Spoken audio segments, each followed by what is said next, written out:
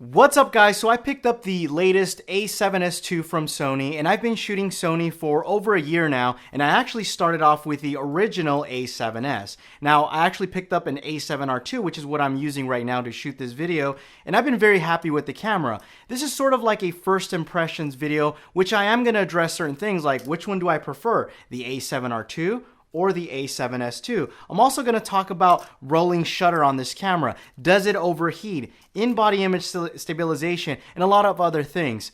So without further ado, let's get started. So let's first talk about the differences between the A7S II and the original A7S for those of you that are interested in upgrading, which I will tell you right now, it is definitely worth upgrading. The first one being the internal 4K recording. The original A7S, you needed an external recorder like the Atomos Shogun in order to get 4K recording, which added an additional $2,000 to the price tag. With the new A7S II, it does internal 4K recording. Another thing that you're going to get with the new A7S II is in-body image stabilization, and I'm going to touch on that just a little bit later. The other thing that has been upgraded is S-Log. You're now able to shoot in S-Log 3, where the A7S II was only S-Log 2. So a couple of days ago, and I actually posted a video, I went to Universal City Walk, and I took the Sony A7S II and I mounted my Sony 35mm f1.4 Zeiss lens. This is a native E-mount lens, and I did this on purpose because I wanted to do something where if I took this camera not knowing what to do and I left everything on automatic, what kind of results would I get? And that's exactly what I did. I did everything handheld. I did more of a run and gun, or as I like to call it, like tourist style, just kind of taking pictures and video, and no tripod, everything left on automatic. And I'm going to leave a link down below in the description if you guys have not watched that video. Now, one of the things that stood out the most was the low light performance. Now, I used to shoot, or I shot with the A7S for over a year, so I know that it has really great low light performance, and I only expected the A7S II to be that much better. And it was. It truly was. As a matter of fact, I could shoot at over 50,000 ISO and still have usable footage. Matter of fact, there was almost no noise at 50,000 ISO, and if there was, it could be easily corrected in post-production. Now, I do want to talk a little bit more on the ISO performance on this camera and why I believe it's important a little bit later down the road when I compare it to the GH4, and why I believe it's important to have a camera that is able to shoot in low light. Now, the other concern people might have with the A7S II is, does it overheat? And the reason being is because the A7R II has had issues with overheating. Now, I own an A7R II and I've never had mine overheat. I also know other YouTubers who own an A7R II and also have not had this problem. However, there are many other people who have had this problem, so there is a problem with the A7R II overheating. Now, I tested the A7S II and had no issues overheating. As a matter of fact, I have a clip here using my cell phone where I recorded, and it actually lasted over 30 minutes, or just about 30 minutes, because there is a limit. After 30 minutes, the camera just went on standby, but it did not overheat. So in my testing, this camera did not overheat. Now, it could very well be just like the A7R II. There could be a bad batch of cameras that are overheating, but I can tell you right now, I tested this with in-body image stabilization on. I also used this exact same lens, and I had auto continuous focus on, and the temperature outside was about 80 degrees, and I was moving the camera around, and I was trying to let the camera do a lot of work so that it could overheat. As a matter of fact, I was even holding it the whole entire time, so the temperature for my hands, which right around 20 minutes, I could tell you, it got really warm, but it never overheated. So I guess that's a good thing. Now, the other concern people might have is the rolling shutter. Now, the A7S had pretty bad rolling shutter. Now, you could put it in Super 35 mode, and the rolling shutter would get a little bit better, but you have to understand, you can't shoot in Super 35 with the A7S II because you're not shooting at 4K if you plan to shoot on 4K. Now, how is the rolling shutter with the A7S II? Well, take a look here. When I compared it to my A7R II, the A7S II is pretty bad compared to the A7R II. So I think one of the big questions owning an A7R II, people are going to ask, which one is better, the A7R II or the A7S II? Now, I took both cameras out using the exact same lens with the exact same settings to see if I could notice a difference or what were the pros and cons with both of these cameras. One thing that I did notice was the color accuracy, at least to my liking, was better on the A7R II compared to the A7S II, and this was set on automatic white balance. Granted, you can shift, color correct, and change them in post-production, or of course set a custom white balance, which will pretty much give you about equal performance, but I just kind of prefer the A7R II slightly over the A7S II. Now, another thing that the A7R II has that the A7S II does not have is 399 points of autofocus. Now in video, I tested out the autofocus to see if that was going to make any difference or if it would make a big difference, and to my surprise, the A7S II's autofocus is not that great.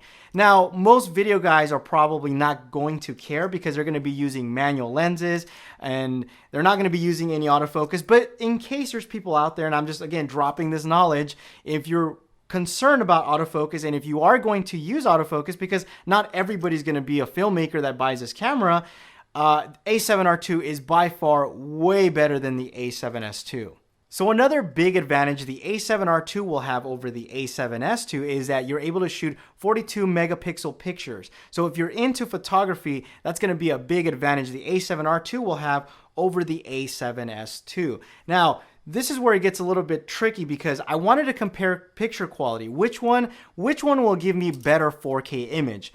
Now, something to note is that the A7S II will shoot at 4K with no pixel binning, meaning it's using the whole entire sensor, as opposed to the A7R II, which is not using the full sensor when you're shooting in full frame. Now, if you shoot in Super 35 or APS-C mode, you're actually going to be shooting at 5K, but it's recording at 4K. So you're actually going to get a much sharper image than the A7S II. And I actually put this to the test, and I'm going to leave a couple of JPEG screenshots from the A7R II in full frame, A7R II in Super 35 mode, and A7S II in 4K. Being able to shoot in full frame and APS-C mode is important, especially for me who I like to use prime lenses. So take for example this 35mm prime lens. If I use this with the A7R II and I shoot in full frame, I'm going to get the whole effective 35mm. Now, if I switch it over to APS-C mode, I'm going to get a Super 35 at 5K resolution. Of course, it's recording at 4K, but I'm now going to get roughly about 52.5 millimeter of focal length. So it's like if I have two prime lenses available to me, depending on what lens I mount on here. Now, with the Sony A7S II, you can't shoot in APS-C mode and record in 4K. You can shoot in APS-C mode and record in 1080p, and that's fine, but that is a really big advantage the A7R II has over the A7S II. So for those of you who are asking, and I guess the conclusion, which one would I prefer, the A7S II or the A7R II? Now for me, if I had to pick one, I would go with the A7R II. Not only did I feel that the color accuracy, at least for me, my taste was slightly better. Now, when I mean slightly, I mean very slightly. You're basically going to get just about the same, but you're also going to be able to shoot in full frame and also Super 35 mode, which to me is important. Not to mention, I'm able to shoot pictures too. So if I take this on a trip with the family, I can take some really beautiful pictures. Not to say that you can't take beautiful pictures with this, but I'm going to have more flexibility with the A7R II. Also, autofocus is very important. Again, if I'm going on a family trip and I don't want to be pulling focus and I'm using a lens, a native E-mount lens, and I just want everything to be automatic, I'm going to get way better focus with the A7R II compared to the A7S II. So those little things, well, they might seem little but are big to me, makes me want to choose the A7R II over the A7S II. Does not make this a bad camera. Now, if you really want the ultimate low light performance, you cannot beat the A7S II. It destroys the A7R II in every level when it comes to low light performance. And of course, it does have other great perks. It's not a bad camera, don't get me wrong. Overheating, not an issue with this camera too. So if you're planning on shooting weddings, this is actually going to be a great camera compared to the A7R II. So it's just going to really have to be one of those pick which one is more important to you. So I reached out to you guys on Twitter and asked you guys if you had any questions in regard to the A7S II. So I do want to answer some of those questions that were tweeted out to me. And we'll start off with Kevin the Tech Ninja. And he asked, how much does in-body image stabilization come into play? Also, is the image quality much better, or just is that a result of 4K in body? So image stabilization to me, I don't want to say it's been a game changer, but it has helped out a lot. Especially, I like to use sliding shots. So a lot of times when I'm, let's say, reviewing a product, I don't use a motorized slider, so I do everything by hand. And sometimes when you do that, you're going to get a little bit of jitter. And with in-body image stabilization, everything looks almost perfect as if it's floating on rails. So that is something that's important. Also, if you're doing a lot of handheld work, for example, when I went to Universal City Walk, there was a lot of times where I was walking and I was just basically holding the camera like anybody would.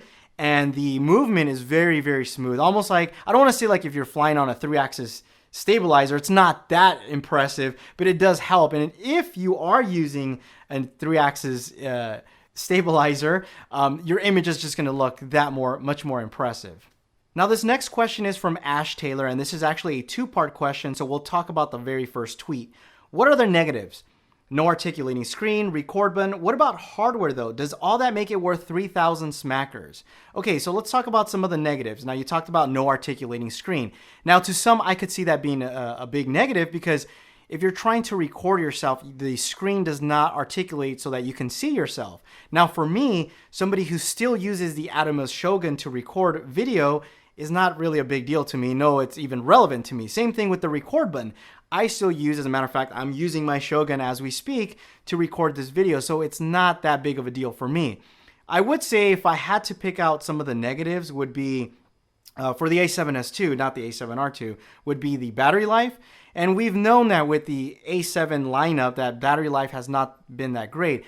However, it's not a deal breaker. You can buy, as a matter of fact, give me a second here. I have one over here. There we go. These Wasabi Power.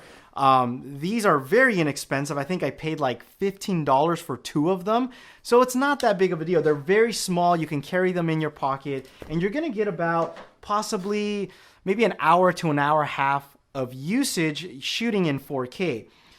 Again, it's going to depend. Most of the time when I shoot a video, I'm probably about 8% on one battery. I never go into the second battery. So it's going to really depend. So I don't really have that many negatives on the A7S II. I'm not saying it's a perfect camera by any means, but for me, it's probably one of the best cameras, if not the best camera that I've ever owned for what I love to do, which is shoot YouTube videos. Now, this is the second part of his question, and battery life, which we already talked about. GH4 has many of features apart from low light, mainly. Yes, yet it's in a way 1/3 of the price. Thoughts? Okay, one of the biggest flaws of the GH4 is its low light performance. And for me personally, I'm just speaking for myself, is a deal breaker. I don't want to be limited by my tools. I want to be limited by my creativity. And a lot of times people don't realize this, and I see this a lot from GH4 owners, is buy a speed booster, shoot at f1.4. Somebody who is trying to, let's say shoot a movie or whatever, you're trying to shoot content. I don't want to be limited and say, okay, this next scene, my camera can't shoot at this ISO level, so I have to shoot it at f1.4. I like to shoot films on the side, nothing apart from my YouTube videos, and sometimes I want to shoot a scene at f8.0. With the Sony lineup, I can shoot at f8.0, and it doesn't matter if my ISO is at 40,000. I'm still able to shoot that scene at f8.0 and not be forced to shoot at a higher f-stop. I don't want to be able to do that, And a lot of times when you look at films, shooting at a very shallow depth of field is to kind of evoke emotion. And sometimes, if you're trying to shoot something fast-paced or something that, doesn't really have to be shallow depth of field, I feel with the GH4, you have to go that route because either that or you buy a lot of lights. That's your only other way to be able to shoot at f8.0. You have to light up the room or light up the scene if you're shooting a movie so that the GH4 can shoot at f8.0 or even 5.6. The other thing I want to talk about is full frame. Sony cameras are full frame. GH4 is micro four thirds. Let me show you a scene right here. This is shot at f5.6. To be able to get this exact same look as a GH4 camera, you'd have to shoot it at maybe f1.8, maybe even at f2.8. Here's another scene. Look at the difference between shooting this at f2.8 versus f1.4.